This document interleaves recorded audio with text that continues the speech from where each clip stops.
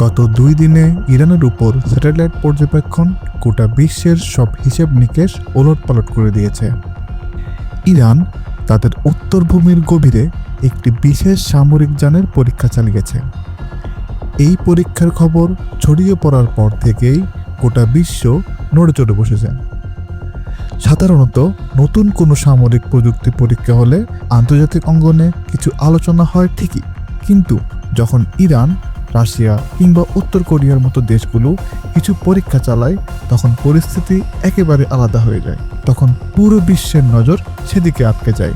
এর আগে রাশিয়া বিশ্বকে চমকে দিয়েছিল এক রণুপ্লান নামের অদ্ভুত কিন্তু ভয়ঙ্কর সামরিক যানের মাধ্যমে, আর এবার ঠিক একই রকম রহস্য তৈরি করেছে ইরান। তারা গোপনে এমন একটি সামরিক যানের পরীক্ষা চালিয়েছে যেটা বাইরে থেকে দেখতে মাটিতে চলা কোনো যান বলেই মনে হয়, কিন্তু বাস্তবে এর গতি ফাইটার জেট লেভেলের।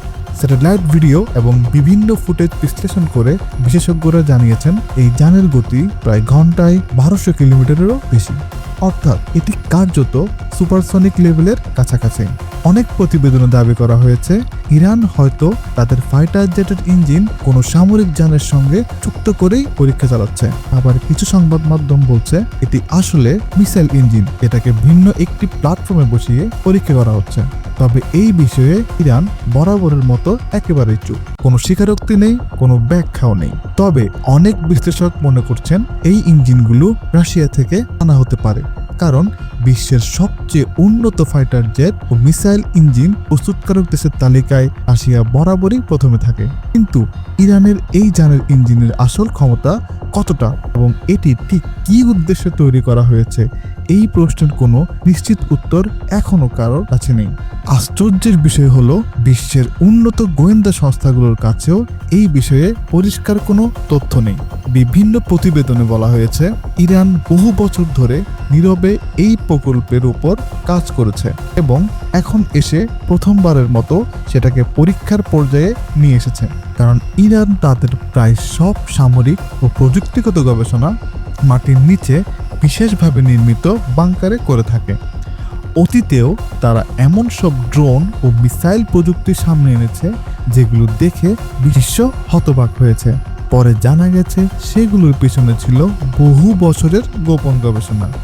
ইরানের এবারের এই সামরিক যান বা পরীক্ষামূলক জেটটি দেখতে কোনো সাধারণ যুদ্ধজাহাজের মতো নয়। এর আলাদা ডিজাইন, অবিশ্বাস্য গতি আর ইঞ্জিন ক্ষমতা সম্পূর্ণ আলাদা ধরনের। প্রথম পরীক্ষামূলক ফ্লাইটের সময় এটি যেভাবে মাটিতে দ্রুত গতিতে অগ্রসর হয়েছে তাতেই অনেক বিশেষজ্ঞের মাথায় বড় প্রশ্ন তৈরি হয়েছে। ইরান কি সত্যি নিজেরাই এমন প্রযুক্তি তৈরি করতে পারলো? কারণ এত দ্রুত গতির পরীক্ষামূলক জেট তৈরি করা শুধু টাকা থাকলেই সম্ভব হয় না।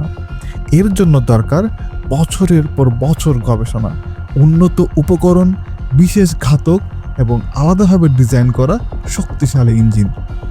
এই সব কিছু একসাথে জোগাড় করা যে কোনো দেশের পক্ষে অত্যন্ত কঠিন। তবে এটাও এখনও নিশ্চিত নয় যে এই প্রযুক্তি পুরোপুরি ইরানের নিজের। শকিনা এই জেটের ইঞ্জিনটাই বর্তমানে আন্তর্জাতিক পর্যায়ে সবচেয়ে বেশি আলোচনার বিষয়।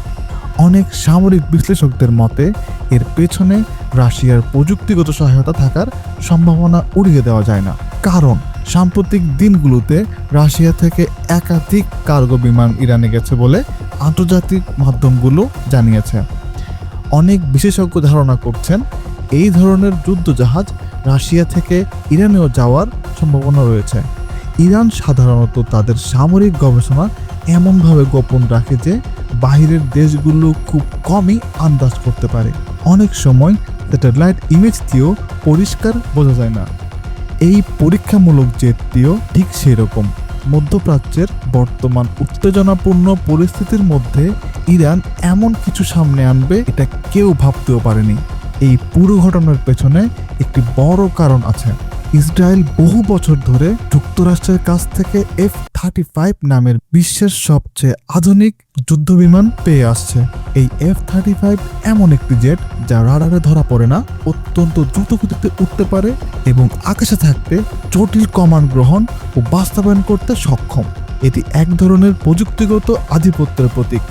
আর ইসরায়েলের দীর্ঘদিন ধরেই এই আকাশ ক্ষমতা ব্যবহার করে নিজেদের শক্ত অবস্থান বজায় রেখেছে।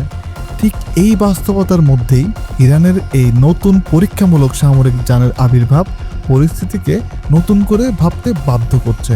কারণ প্রশ্নটা এখন শুধু একটা যানের নয়, প্রশ্নটা হলো ইরান আসলে কোন স্তরের প্রযুক্তির দিকে এগোচ্ছে।